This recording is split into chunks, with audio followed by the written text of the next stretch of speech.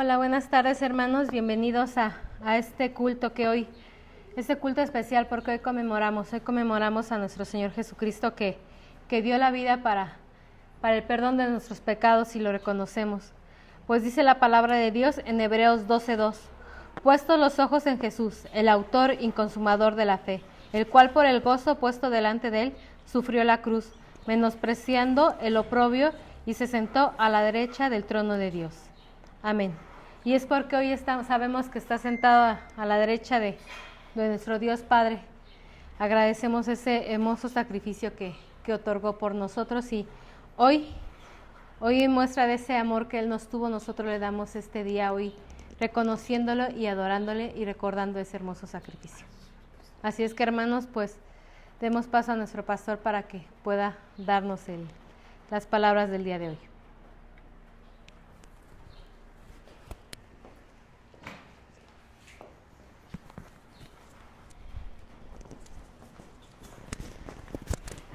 Buenas tardes, hermanos, hermanas, amigos, amigas, visitantes. Tenemos una carita nueva.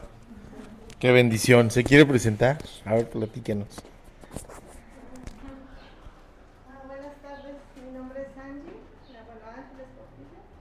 Y bueno, mi hijita Sandy, y estoy aquí con ustedes. Qué bendición, qué gusto tenerla con nosotros. Qué bendición.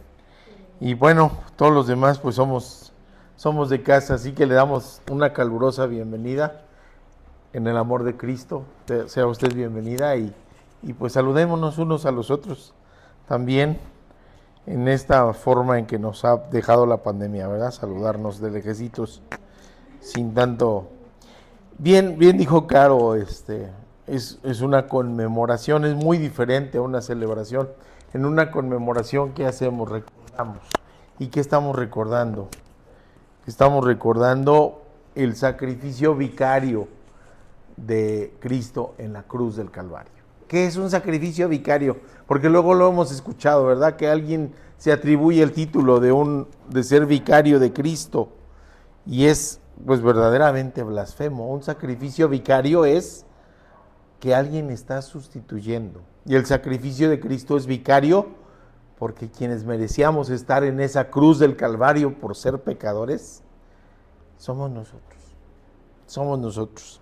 Así que es un sacrificio que Él toma de manera voluntaria, que Él acepta desde el principio de los tiempos para darnos vida y para darnos redención, para redimirnos. Así que pues vamos a estudiar hoy sobre estas que se han llamado las 7 palabras, que en realidad son 7 frases, son las 7 últimas frases que pronuncia nuestro Señor Jesucristo en la cruz del Calvario. Les voy a contar que ahora con lo de la pandemia y las cuestiones de las clases virtuales y todo eso, han sucedido 20,000 cosas curiosas y raras, ¿verdad? Pero en una de mis clases, una alumna dejó su micrófono encendido y empezó a decir improperios, así abiertamente, todos, y se notó la incomodidad de las otras personas que estaban en esa clase virtual. Empezaron a decirles y a hacerles señas y finalmente fui yo el que le dije, tienes abierto tu micrófono.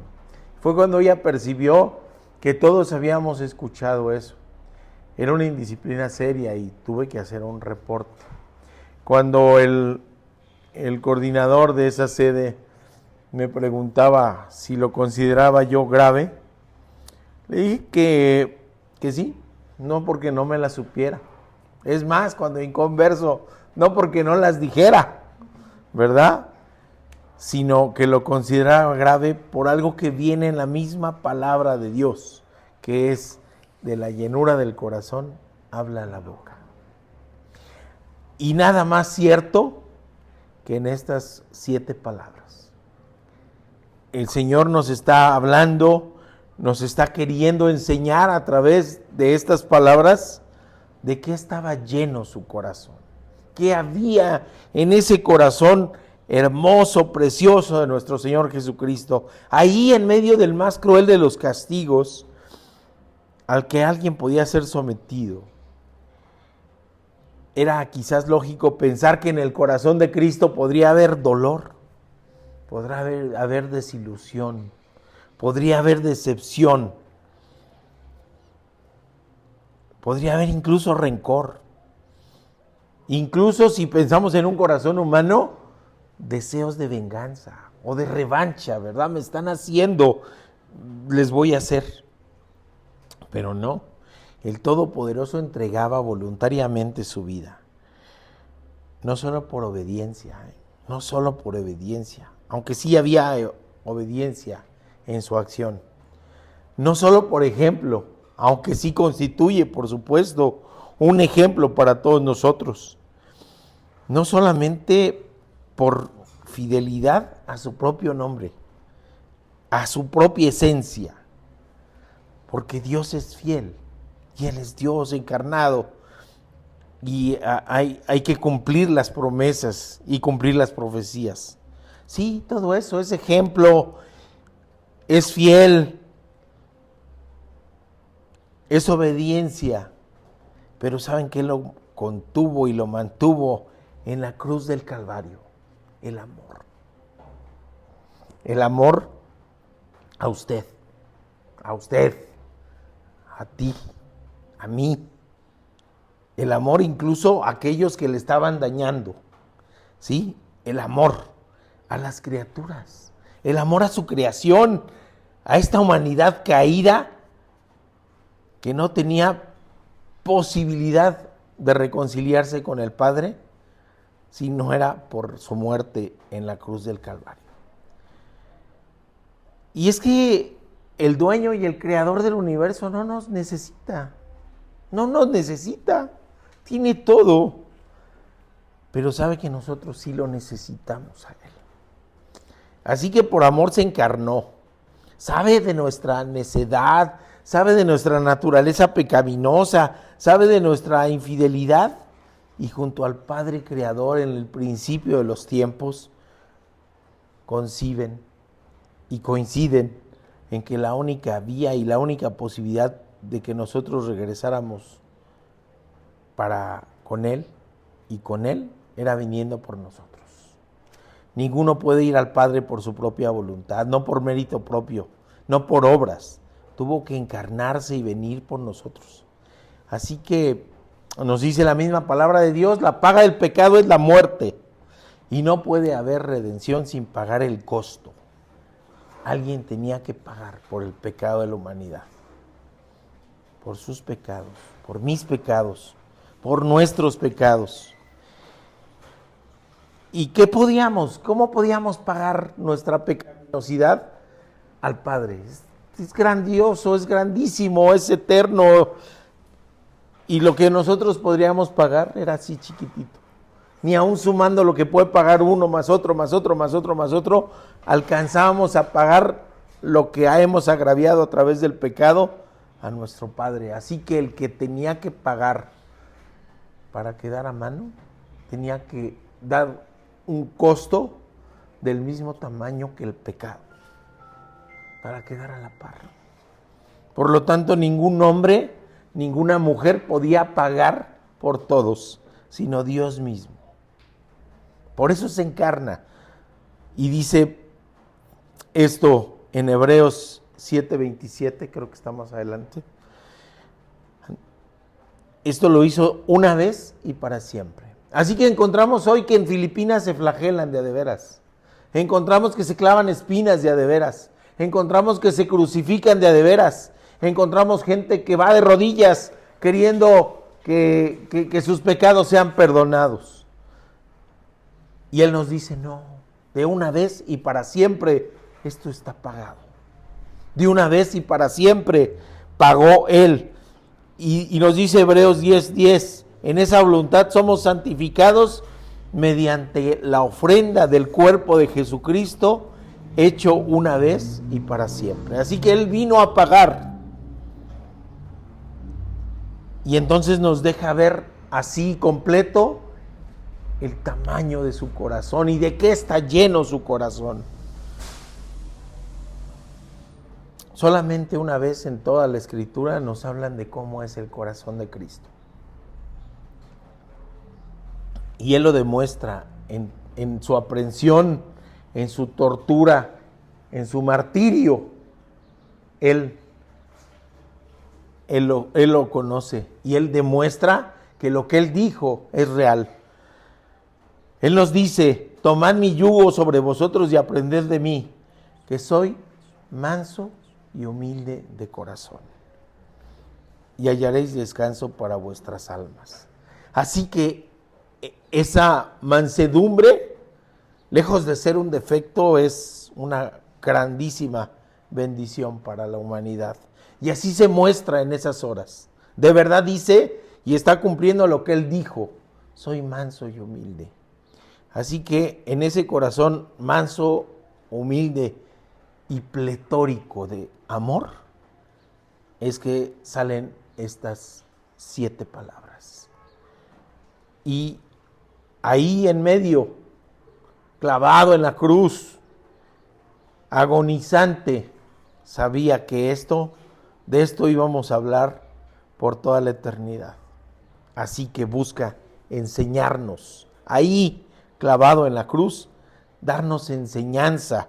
Es el divino maestro y Él quiere enseñarnos.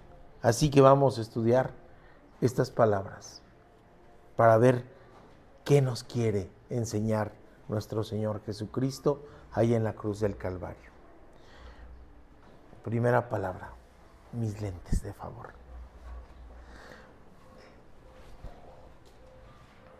Es bien sencillo pensar, gracias, ¿qué habríamos hecho si hubiéramos estado allí? Y criticar, ¿verdad? Criticar, no, si yo hubiera estado ahí, no lo hubiera agraviado. Si yo hubiera estado ahí, no lo hubiera agredido. Si hubiera estado ahí, lo hubiera defendido. Qué fácil, qué sencillo, a toro pasado, dicen. Qué fácil, si hubiera estado ahí. Pensamos y solemos decir, nos vamos a comportar diferente. Pero no. Somos los mismos, aquellos que lo traicionaron, aquellos que le escarnecían, aquellos que le escupían, aquellos que aclamaban por la liberación de Barrabás. Seguimos siendo los mismos. Aquellos que, siendo sus discípulos, huían espantados del poder militar. No, ya lo agarraron a él. A nosotros no, corre. ¿Ven? No somos mejores. Hoy mismo hay quien, al escuchar de Jesús, menea la cabeza. Hoy mismo hay quien, escuchar de Jesús, le agrede, le escarne, le escupe, lo rechaza. Así que seguimos siendo los mismos. Hay quien hoy escucha de Jesús y dice, no, esas son historias fantásticas, quizás ni existió. Hay quien dice, era un gran filósofo, era un maestro, es más, era un profeta, dicen los mismos musulmanes. Pero Jesús era así, era todo eso, era profeta, era un maestro. Pero Jesús no era solo eso, era el Hijo de Dios. Era Dios mismo encarnado que vino a entregar su vida. No era el Mesías militar que estaban esperando en ese momento, que él llegara y los liberara de Roma, que los venciera militarmente y que estableciera ahora no un imperio romano, sino un imperio judío. No, las Escrituras no nos hablan de eso. Las Escrituras nos hablan de un Cristo sufriente. Nos dice Isaías 53:7 cómo tiene que culminar su encomienda. Ya va más adelante este. Y dice, angustiado él y afligido, no abrió su boca. Como cordero fue llevado al matadero, y como oveja delante de sus trasquiladores, enmudeció y no abrió su boca. Allí colgado del madero, abandonado por sus compañeros, por sus amigos, por sus discípulos, repudiado por los suyos, por el pueblo judío que 6 días antes lo aclamaban como rey, martirizado por el ejército ocupador, con la boca seca, con los labios cuarteados, la lengua pegada casi al paladar. De su boca sale una oración. No para él, Es una oración de intercesión. Es una oración al Padre Celestial para que perdone a todos los que participaron por traición o acción o por omisión, para cumplir, aún sin saberlo, las profecías. Perdona, Padre, es la súplica de Jesús. Es la primera palabra. Perdónalos porque no saben lo que hacen. Y suplica. Es decir, perdona, es decir, Padre, olvida los agravios. Padre, olvida lo que están haciendo conmigo. Padre, no mires lo que están haciendo sobre el cuerpo de tu Hijo. Padre, olvida a estos soldados romanos. Olvida a los soldados del Sanedrín. No juzgues a aquellos que se supone que eran los detentores de tu palabra y que están ahora confabulados con los gentiles para matarle. Perdona a aquellos que me abandonaron. Perdona a aquellos que me dejaron solos. Perdona a aquellos que por miedo corrieron. Perdona a aquellos que me rechazan. Perdona a aquellos que me insultan y escarnecen sobre mí. Perdona, Padre, perdona. Así que la oración nos alcanza también a nosotros. Perdónanos porque no saben lo que hacen. Y suplica perdón del Supremo porque en su corazón ya hay perdón. Por eso intercede y por eso suplica, porque Él ya perdonó.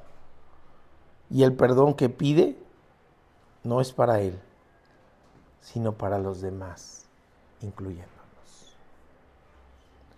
Segunda palabra, palabra de esperanza.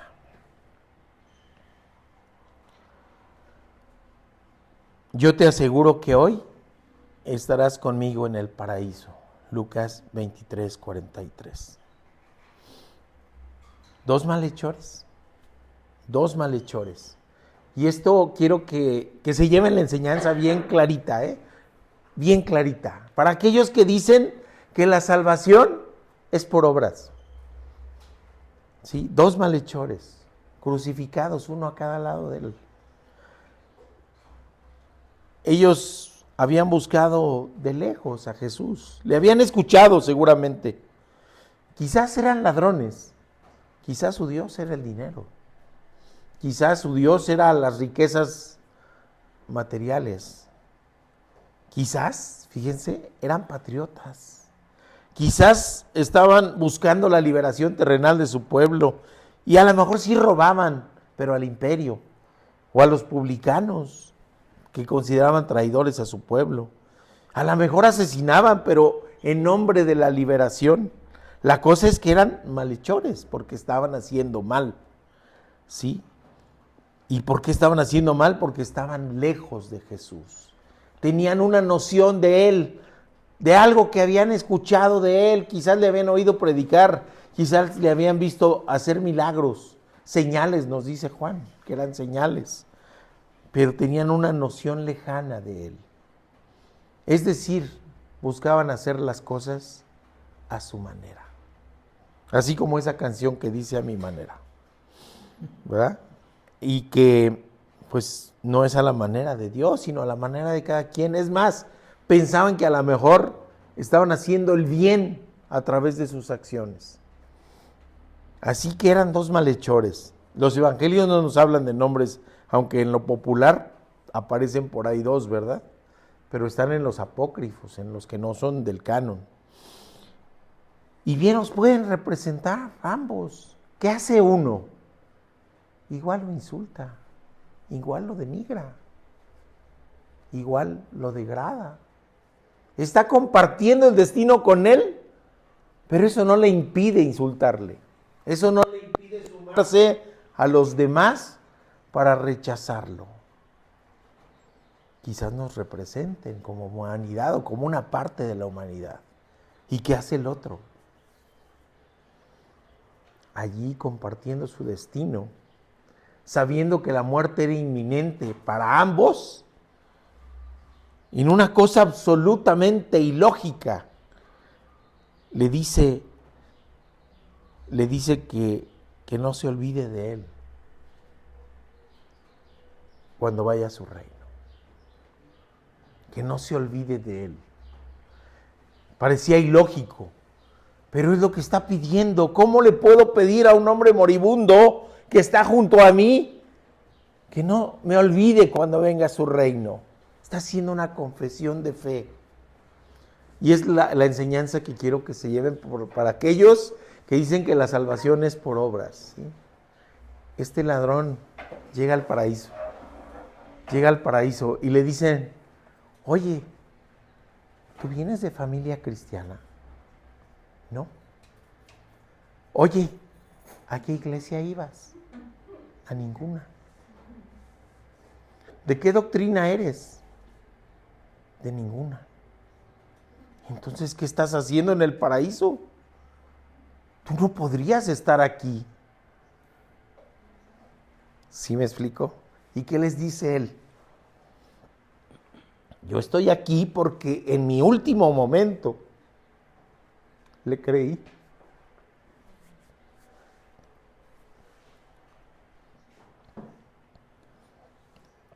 En mi último momento creí en él. Y tuve fe. Y eso fue suficiente para que estuviera en el paraíso.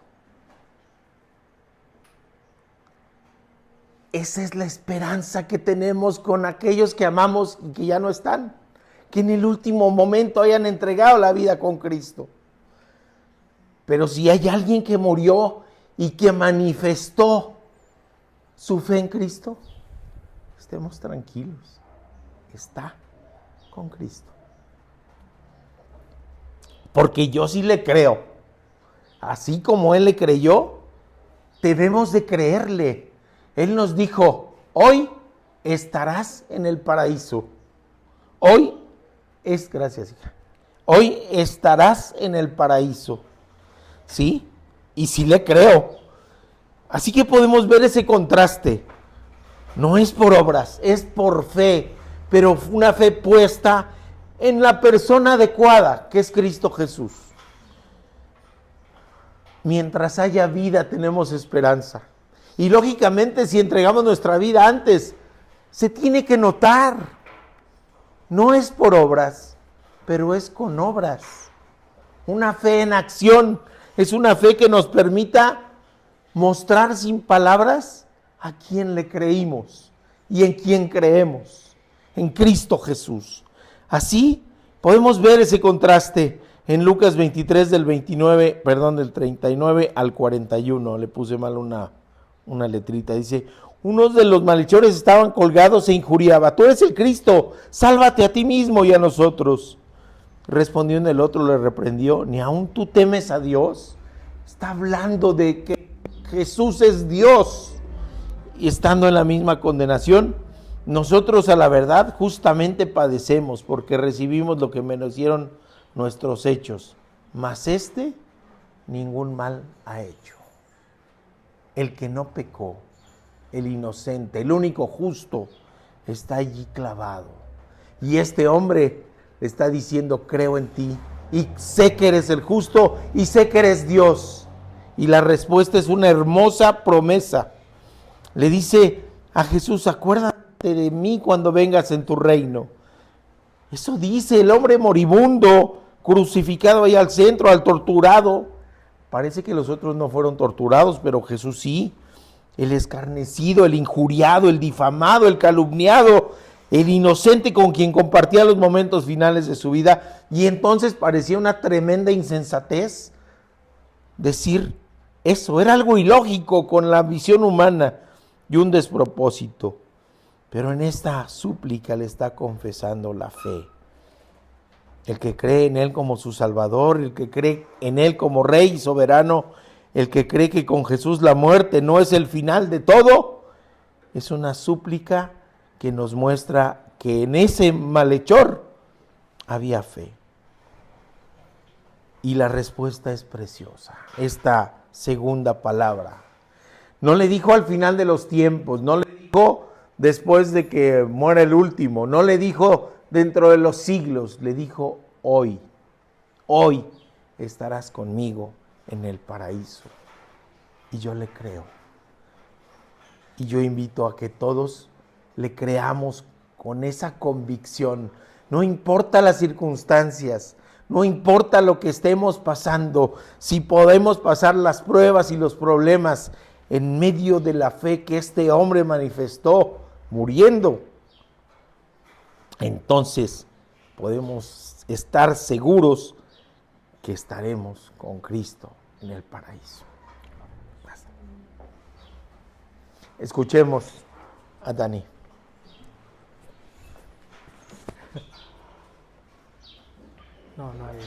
No se pongan de pie, no hay.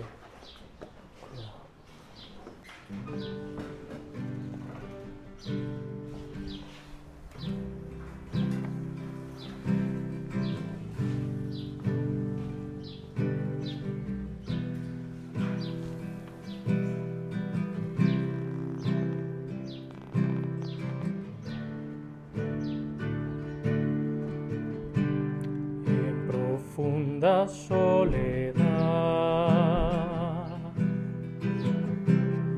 estaba perdida mi alma por la culpa de pecar.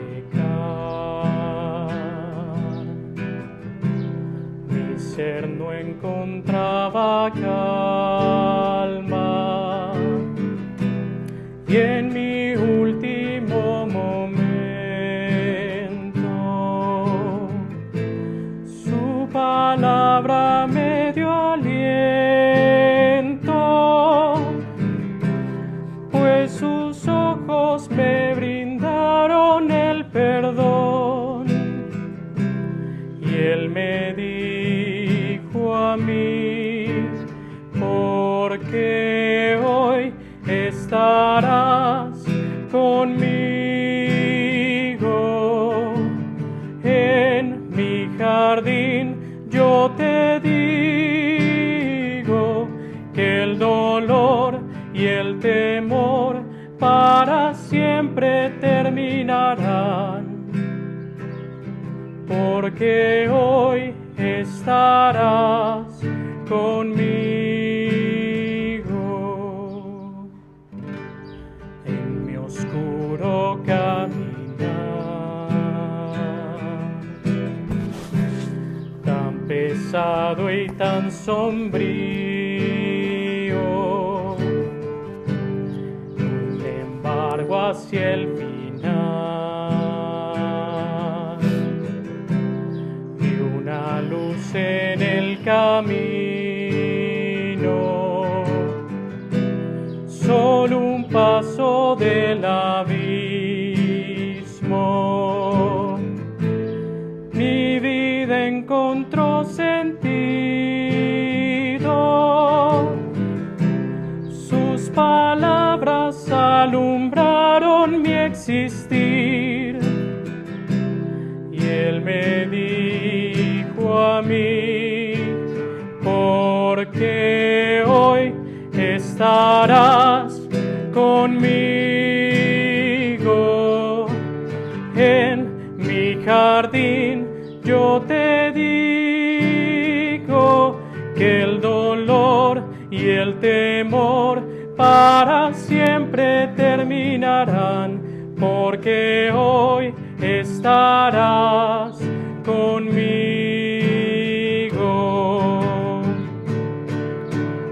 Porque hoy estarás conmigo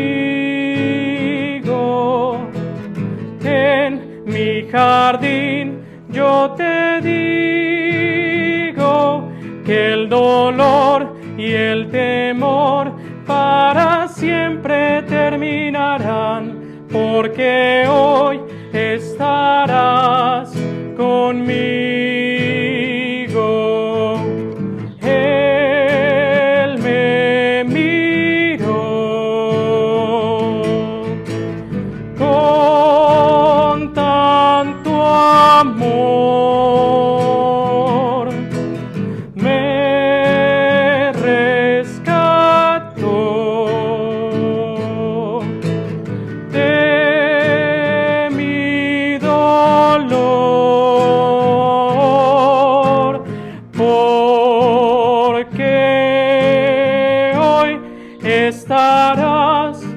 conmigo. En mi jardín yo te digo que el dolor y el temor para siempre terminarán. Porque hoy estarás conmigo. Hoy estarás conmigo. Hoy estarás conmigo.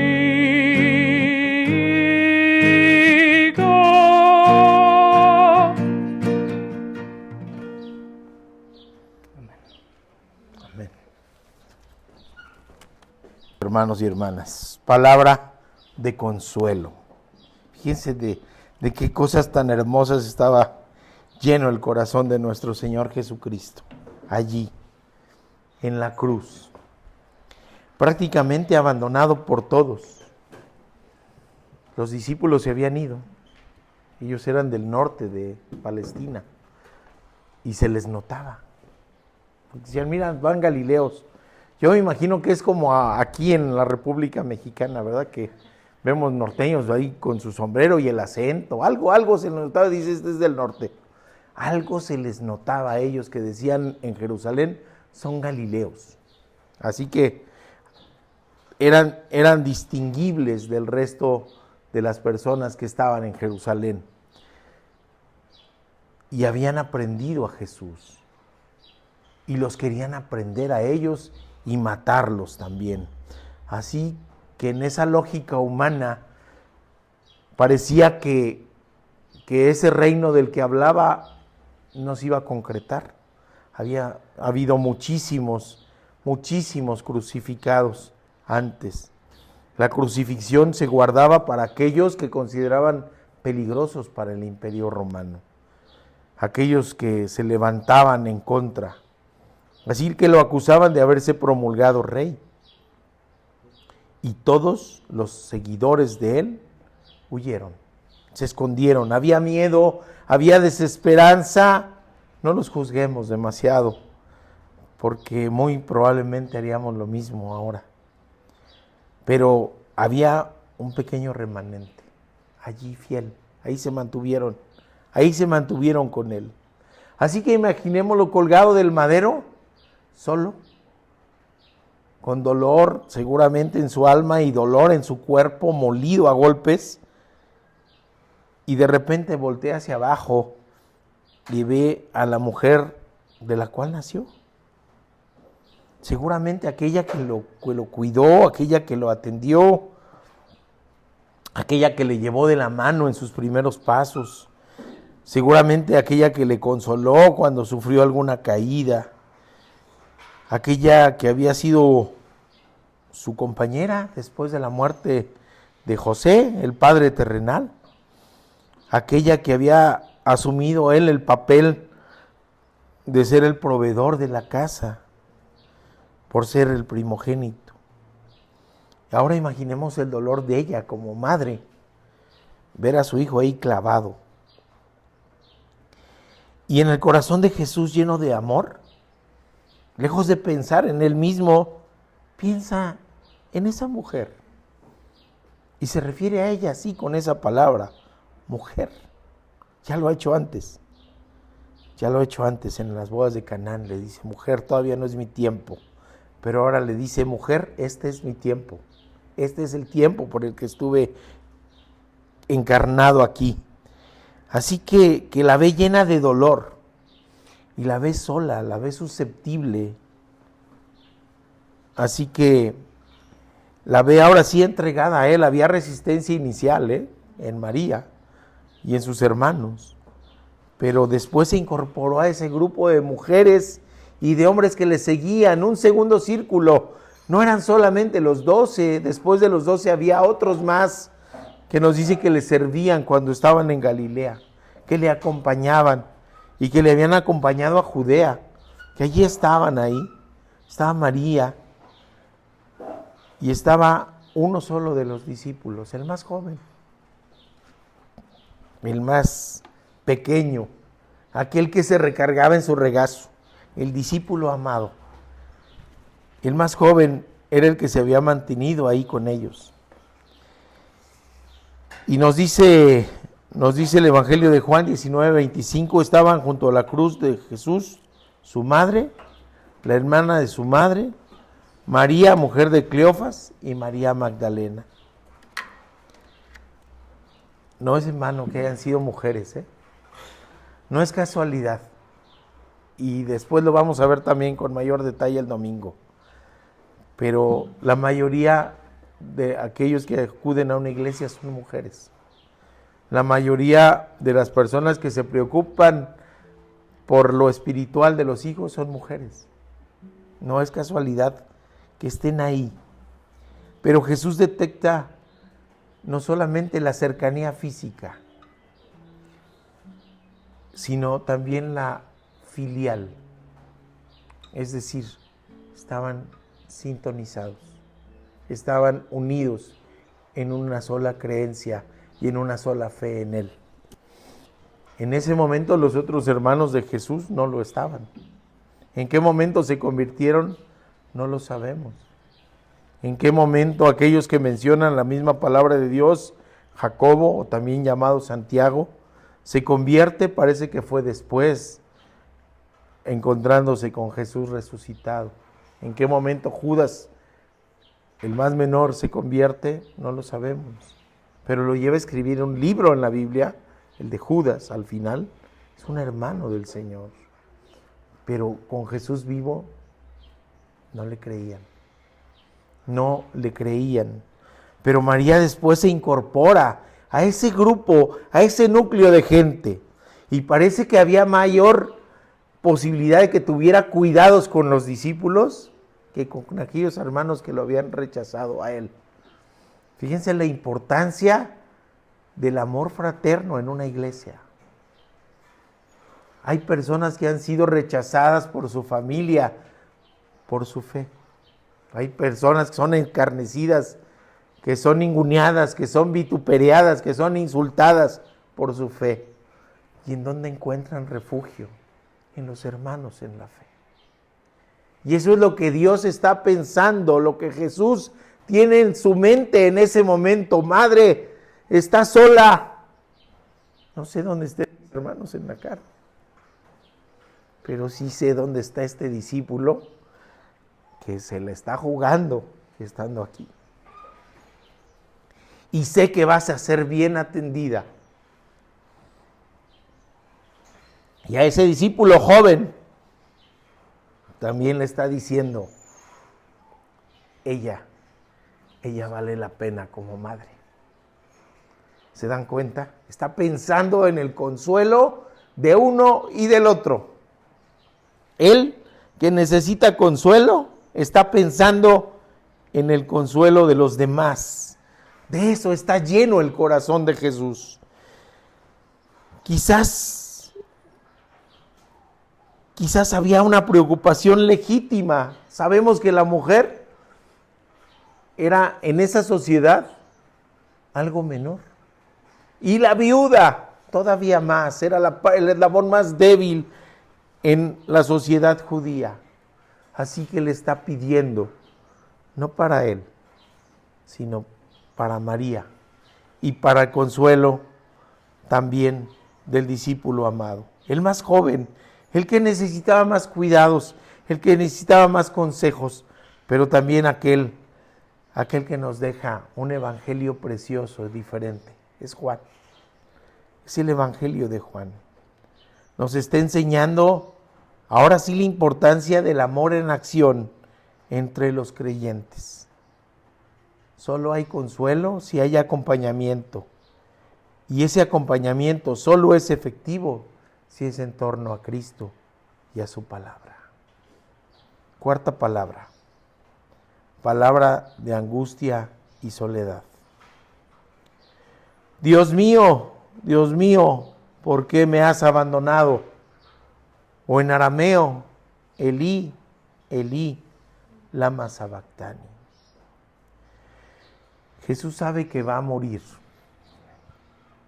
Jesús sabe que va al Seol, el lugar de los muertos, el lugar de la oscuridad, el lugar en donde están desamparados, porque no hay mayor oscuridad en el Seol o en esta tierra que estar alejados de la luz de Cristo.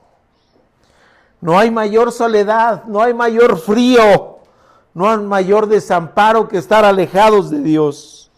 Y Jesús sabe que ese periodo lo va a pasar. Y hay angustia, es humano, 100% humano, como también 100% Dios. Así que experimentar la lejanía del Padre Celestial le genera angustia. Podemos imaginar la oscuridad, el viento y el frío que nos narra el Evangelio, porque no podemos ni pensarlo, ¿verdad? ¿Cuánto duran los eclipses que nos han tocado a algunos? Otros todavía no les toca, ¿verdad? Están jovencitos. Pero recordemos, ¿cuánto duran los eclipses? ¿5 minutos? ¿3 minutos? ¿4 minutos? En Mateo 27, 45, 46 nos dice, desde la hora sexta, es decir, las 12 del día, hubo tinieblas sobre la tierra, hasta la hora novena, es decir, hasta las 3 de la tarde, 3 horas de oscuridad, 3 horas de viento, 3 horas de frío, 3 horas de angustia en donde no sabían qué estaba pasando. Cerca de la hora novena, Jesús exclamó a gran voz diciendo, Elí, Elí, lama sabactani, esto es decir, Dios mío, ¿por qué me has desamparado? Y hay angustia, pero hay quien quiere ver esto como un reclamo al Padre, hay quien quiere ver esto como una debilidad al final de la vida de Cristo. ¿Y saben qué? No es ni lo uno ni lo otro. Por el contrario, Dios está siendo aclamado. Dios está siendo, el Padre Creador está siendo llamado. Porque Jesús, ¿saben qué está haciendo cuando está diciendo esto? Está orando. Y está orando como se nos recomienda a veces orar las Escrituras, orar los salmos, ¿sí lo han escuchado? Así que esta aclamación es una cita textual al Salmo 22, versículo 1. Pueden buscarlo en las Biblias. En todas las versiones van a encontrar esas palabras que dice, Dios mío, ¿por qué me has abandonado? Y lo que les está diciendo es, recuerdan el Salmo, aquí y ahora se está cumpliendo esto. Y les está diciendo, oro en este momento de angustia, en este momento en que sé que voy a morir, en este momento que sé que voy a ir al Seol, en este momento de oscuridad, de frío, de desolación. No hay más posibilidad más que orarle al Padre Creador. Es lo que nos está enseñando. Por eso se debe descartar definitivamente esa herejía de que Dios abandona. Dios no abandona. Él está orando, es el mismo, es el verbo divino, Él es la palabra. ¿Y a quién recurre? A la palabra, para clamar al Padre, para orar al Padre. No solo de su muerte, sino de lo que generará su muerte. Él sabe que tiene que pasar por esto. Así lo decidió desde el principio de los tiempos, porque es la única posibilidad de salvación. Pero sabe que va a estar alejado del Padre un tiempo, hasta que resplandezca nuevamente su luz con la resurrección. Isaías, llamado el profeta mesiánico, nos dice en Isaías 53, del 10 al 12, fíjense qué hermoso, porque juega con los tiempos. Nos dice, con todo eso, Jehová quiso quebrantarlo, sujetándole a padecimiento. Cuando haya puesto su vida en expiación por el pecado, verá linaje y vivirá por largos días. ¿Se dan cuenta esta circunstancia que dice, verá el fruto? ¿Cómo vivirá por largos días después de que haya puesto su vida? ¿Se dan cuenta lo que nos dice Isaías? Y la voluntad de Jehová será en su mano prosperada. verá el fruto de la aflicción de su alma y quedará satisfecho. ¿Y saben cuál es el fruto de la aflicción de su alma? La salvación de los otros. Y quedará satisfecho. Por su conocimiento justificará mi siervo justo a muchos y llevarán las inequidades de ellos. Por tanto, yo le daré parte con los grandes y con los fuertes repartirá despojo.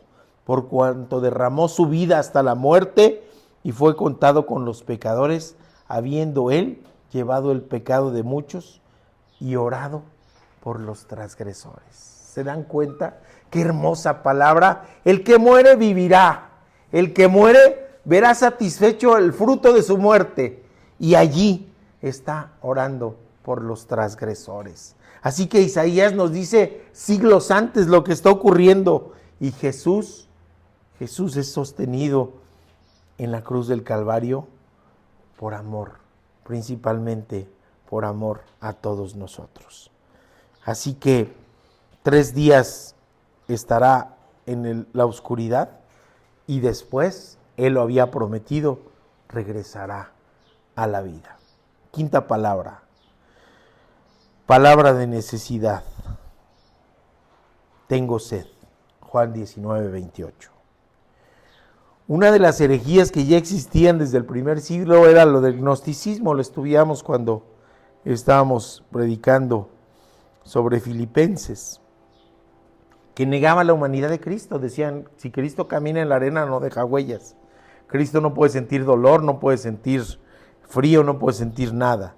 Pero Él, 100% Dios, también en la encarnación 100% hombre, nos dice, viene encarnado como un bebé que requiere todos los cuidados de un bebé, requiere alimentación a la boca, requiere que lo protejan bien de la inclemencia del tiempo, requiere de enseñanza, requiere de todos los cuidados, es capaz de sentir cansancio, dolor, hambre y por supuesto sed. Y si analizamos la pasión de Cristo, Él fue golpeado y sangró muchísimo, muchísimo. Así que uno de los signos de la deshidratación es la sed. Había perdido mucha sangre y había tenido desde la noche anterior poco o nada de aporte. Le habían hecho caminar cargando un madero y había sido crucificado bajo los inclementes rayos del sol, que en Palestina también están bravísimos.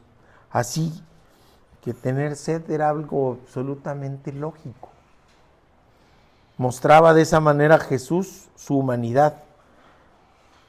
Pero ya lo hemos dicho, algo quiere mostrar además de esto. Y algo nos quiere enseñar. Así que nos remitimos otra vez al Salmo 22, que es precioso, pero ahora al versículo 15. Y dice, como un tiesto se secó mi vigor, y mi lengua se pegó a mi paladar, y me han puesto en polvo de la muerte. Se está dando cumplimiento, pero principalmente a lo que nos dice el Salmo 69, 21. Dice, me pusieron además hiel por comida, y en mi sed me dieron a beber vinagre. Así que en esa exclamación de tengo sed, nos muestra Jesús su humanidad. Pero en el control absoluto que tenía para el cumplimiento de las profecías, nos está mostrando su divinidad. También con estas sencillas palabras, nos está diciendo, se va a cumplir, todo lo que se ha dicho de él, se va a cumplir. Y él sabe que los soldados toman un vino agrio, no les daban vino alcoholizado porque estaban de servicio, ¿lo han escuchado? Sí, pero les daban un vino agrio, no con alcohol para que se refrescaran. Así que él sabe que le van a dar vino agrio, va a mitigar su sed. Y los soldados estaban ahí, no se podían retirar hasta que fallecieran los crucificados. Y los dejaban mucho tiempo para muestra, para que fuera un ejemplo, para que nadie más se sublevara. Pero era un día especial. Era las horas previas al inicio del Sabbat. Y el Sabbat más importante del calendario hebreo, que era el de la Pascua. Así que sabía que iban a estar ahí. Y tiene esto que ver con otra profecía que se va a cumplir aún con Jesús habiendo entregado su espíritu. Todo está entonces bajo su control. Nunca ha perdido el control de las cosas. Está allí para completar la obra, no obligado, no por simple obediencia, sino que ha venido a cumplir su propia voluntad, a entregarse por el perdón de los pecados y para entregarnos vida, vida eterna y vida en abundancia.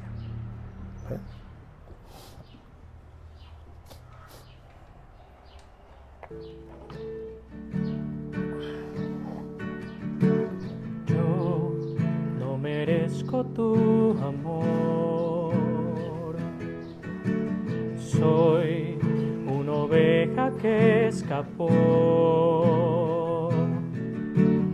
Fue tu empeño en encontrarme lo que me hizo regresar de nuevo. Yo no merezco tu perdón. Fue tu bondad mi salvación. Ignorando mi arrogancia, me miraste desde el Gólgota y en la cruz llevaste el peso de mi culpa. Quedé como la nieve blanca y pura, no me queda más que servirte solo a ti. Llevaré la cruz por ti, mi Salvador Jesús.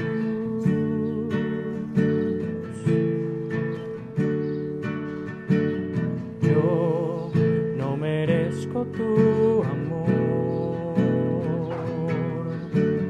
Soy una oveja que escapó.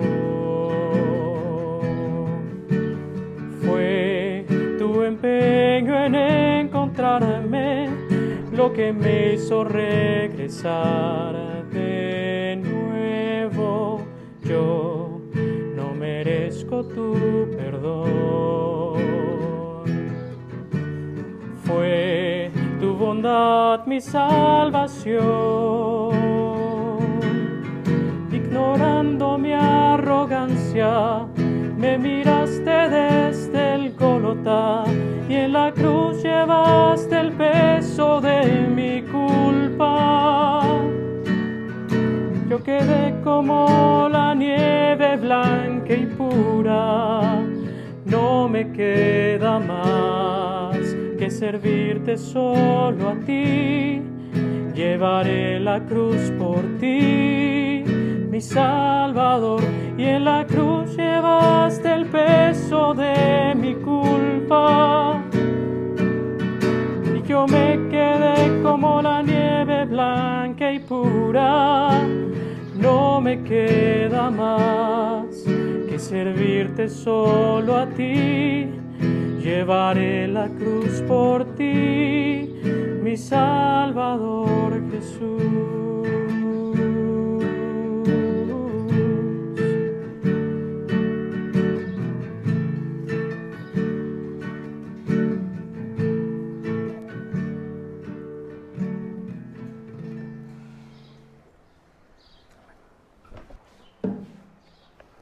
Sexta palabra, palabra de fidelidad.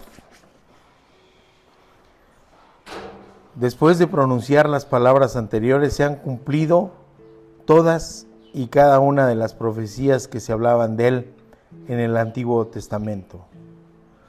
No hay más que quede pendiente o inconcluso que dependiera de él, aunque todavía habrían circunstancias que cumplirse.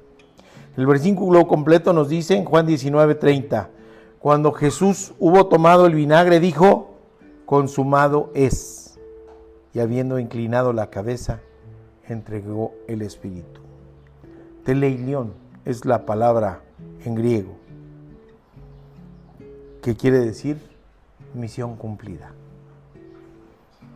Entregar el espíritu es una palabra que para los hebreos era el morir. En el caso de él, había muerto antes que los malhechores. Él había sido torturado, ellos no.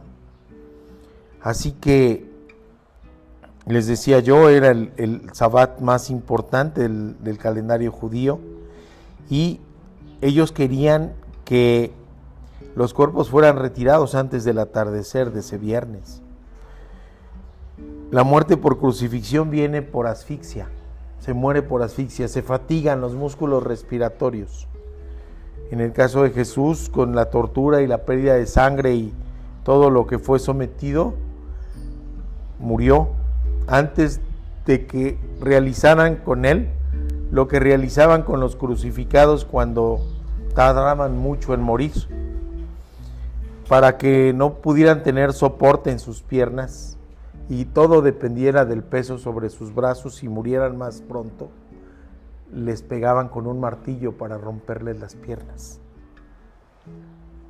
Para Jesús eso no llegó. Para Jesús había muerto íntegro, no había huesos rotos. En Éxodo 12:46 y en Números 9:12 nos habla del sacrificio del cordero para la Pascua y nos habla de la necesidad de que la carne de ese cordero para festejar la Pascua no saliera de esa casa y que no se le fracturara ningún hueso a ese cordero, que era para celebrar la liberación del pueblo hebreo de Egipto. Pero hay un cordero que es el Cordero de Dios. Jesús es el Cordero de Dios y ha entregado su vida, y también tiene que cumplirse el que no tenga ninguna lesión de esa manera. Nos dice Salmo 34, 19, 20: muchas son las aflicciones del justo, pero de todas ellas le librará Jehová. Él guarda todos sus huesos, ni uno de ellos será quebrantado.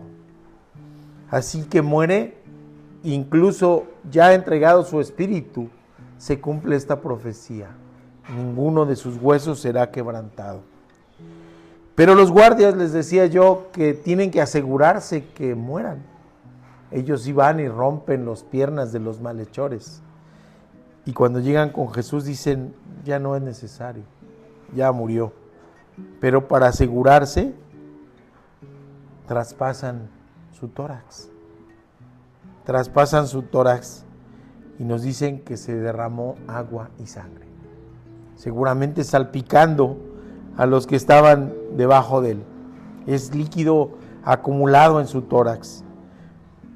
Es un líquido que se presenta allí en los lesionados graves en el tórax. Pero con ese líquido Jesús no solamente está derramando su sangre, también está derramando su perdón. Jesús está derramando su amor y está derramando su gracia. Por ello impacta a aquel centurión que dice: verdaderamente era el Hijo de Dios, porque le vio entregar el Espíritu sin blasfemar, sino orando. Probablemente los romanos, más bien con certeza, no conocían del arameo. Por eso cuando decía Elí, Elí, lama sabactani, pensaban que oraba a un profeta, a Elí. Pero ahí ese cuerpo inerte, ya sin espíritu, porque el espíritu de Jesús ya no estaba ahí, seguía cumpliendo profecías, mis hermanos. Zacarías 12:10 nos dice: y derramaré sobre la casa de David y sobre los moradores de Jerusalén espíritu de gracia y de oración. Y mirarán a mí, a quien traspasaron, y llorarán como se llora por un hijo unigénito, afligiéndose de él como quien se aflige por el primogénito. Así que podemos ver, mis queridos hermanos, si hay alguna duda, si hay algún pensamiento de que Jesús era el Cristo, se cumple absolutamente todo lo que de él se hablaba en las escrituras antiguas. Y él tiene la posibilidad de platicarlo, ya resucitado, caminando en el camino a Emaús, a dos personas que no le reconocen, hasta que se dan cuenta que a través de su palabra era el mismo Jesús resucitado. Así que Esta palabra es de fidelidad a Él mismo, de fidelidad a Dios, de cumplimiento. Como aquellas veces hemos visto en las películas, ¿verdad? Soldados que hacen actos heroicos y al final dicen, misión cumplida. Así nos lo está diciendo Jesús a nosotros, pero también al Padre Celestial. A eso vino, a morir por el perdón de nuestros pecados. Padre, misión cumplida, le está diciendo. Séptima palabra, palabra de confianza. La muerte ya es inminente. El cuerpo maltratado ya no resiste más. Ha desmayado a ratos y en ratos recobra la conciencia. Se les daba una preparación para mitigar algo el dolor que lleva beleño y mandrágora. Y él ha rechazado. Quiere tener lucidez completa. Sabe a la perfección que el último aliento, que el último suspiro está ya próximo. Su cuerpo ya será inerte, ya sin constantes vitales. Se habrá ido el dolor. Pero Jesús sabe que el espíritu no perece. Por eso hace esta última súplica, esta última oración al Padre Celestial y se pone en las manos del Padre. Ya no es su vida corporal lo que encomienda, ya no es la copa cruel y amarga que había orado que si se pudiera evitar pasar por ella en Getsemaní, se hiciera. Pero es la voluntad del Padre y la voluntad de Él el cumplir a cabalidad todo. Así lo ha dicho, así lo ha dicho. Por eso antes de partir, lo que encomienda es su espíritu. Encomendar es encargar. Encomendar es poner bajo el cuidado de alguien el espíritu. Así que le dice en el Salmo 31:5, fíjense, en tu mano encomiendo mi espíritu, tú me has redimido, oh Jehová, Dios de verdad. Sigue orando las Escrituras, se dan cuenta. Y es una palabra de confianza. ¿A quién vamos ahora mismo si tenemos angustia? ¿En quién hay consuelo? ¿En quién hay paz? Si no es en el Dios Todopoderoso, en Cristo mismo. Así que Él mismo apela a esto y deposita en las manos del Padre su Espíritu. ¿En quién más? En Él confía, en Él descansa, en Él reposa y en Él reposará. Y sabe que se cierra un capítulo, su ministerio terrenal, pero que no es el fin de la historia. Él mismo ha dicho que resucitará, pero debe transitar irremediablemente en ese valle de muerte. Pero no es lo mismo transitar en el valle de muerte en soledad, en desamparo, que bajo los cuidados del divino pastor. Por eso Él se encomienda su espíritu al pastor de pastores. Por eso en el Salmo 23:4 nos dice, aunque ande en valle de sombra de muerte, no temeré mal alguno, porque tú estarás conmigo. Esta es una palabra de confianza que nos debe mostrar y enseñar cómo comportarnos ante las dificultades y ante lo que venga. Oremos al Padre, oremos al Señor y en el Señor confiemos. En eso descansa nuestro espíritu y en esa confianza que Él mostró y que es nuestra confianza en el aquí y en el ahora. Por eso la muerte para los cristianos se vive de manera diferente, porque es a Dios a quien encomendamos nuestro espíritu, como nos lo enseñó nuestro Señor Jesucristo. Dicho esto, expiró. De su boca, mis hermanos, podemos ver, no salieron reproches, no salió amargura, no salió reclamos, cayó a todo esto. Lo que salieron fueron palabras de amor, palabras de fe, palabras de confianza, palabras de consuelo, porque de eso De eso estaba pletórico el corazón de Cristo.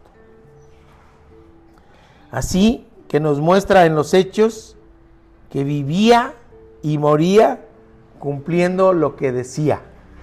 Porque Él dijo, el hombre bueno del buen tesoro de su corazón saca lo bueno, y el hombre malo del mal tesoro de su corazón saca lo malo, porque de la abundancia del corazón habla la boca. Lucas 6:45.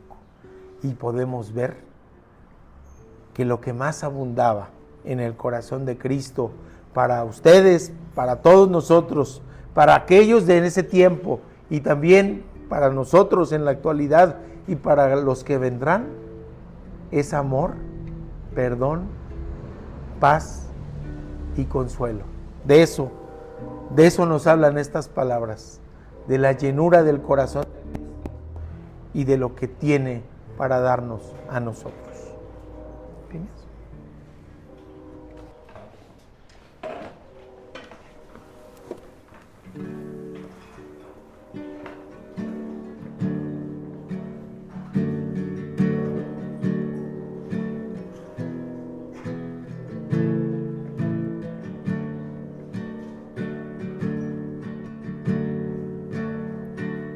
Sobre todo poder y rey, sobre toda humanidad y ley, sobre todo lo creado por tu mano, tú inventaste todo, mi Señor. Sobre todo, reino y nación, y maravillas que el mundo conoció. Sobre todo, la riqueza y esplendor, nada se compara a ti, mi Dios. En la cruz moriste por amor, no bastó dolor y humillación, como flor que alguien pisoteó. Llegaste tú y fue por mí, por amor.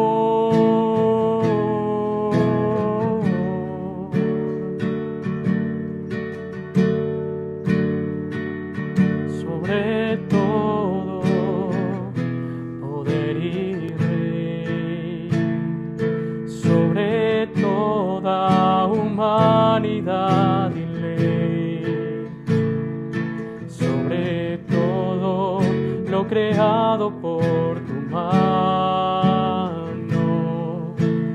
tú inventaste todo, mi Señor. Sobre todo, reino y nación, y maravillas que el mundo conoció. Sobre todas la riqueza y esplendor, nada se compara a ti, mi Dios.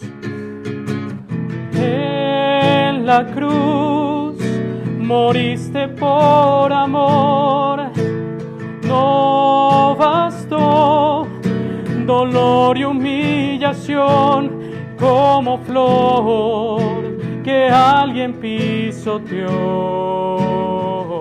Llegaste tú, fue por mí, por amor.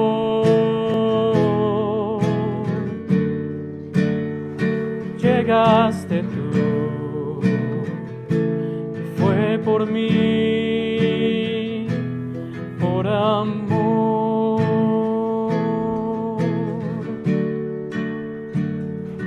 por amor.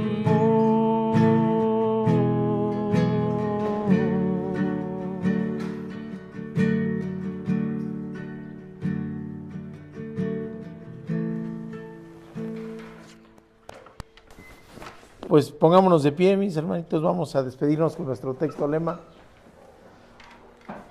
que dice así: nunca abandonaremos a nuestro Dios, jamás seguiremos a otros dioses. Josué 24.